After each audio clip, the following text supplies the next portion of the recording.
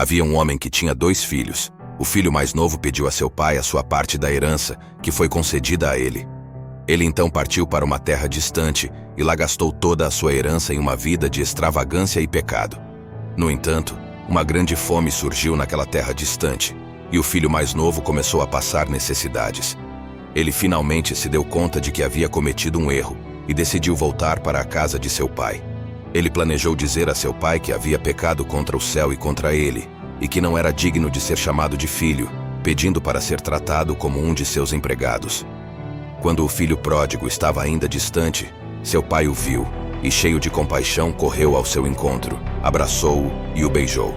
O filho começou a dizer a seu pai o que havia planejado, mas seu pai não o deixou continuar. Ele chamou os servos para trazerem a melhor roupa, um anel e sapatos para seu filho, e ordenou que fizessem uma festa em sua honra. Enquanto isso, o filho mais velho, que havia ficado leal ao pai e trabalhado em sua propriedade, ficou ressentido ao saber que seu irmão mais novo havia voltado e recebido uma festa de boas-vindas. Ele se recusou a entrar na celebração.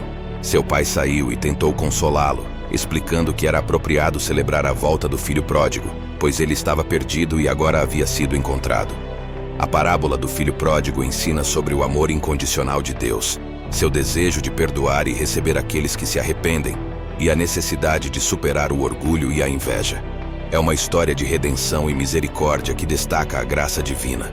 Inscreva-se no canal, ative o sininho, deixe seu like e continue recebendo o nosso conteúdo. Abraço e fique com Deus.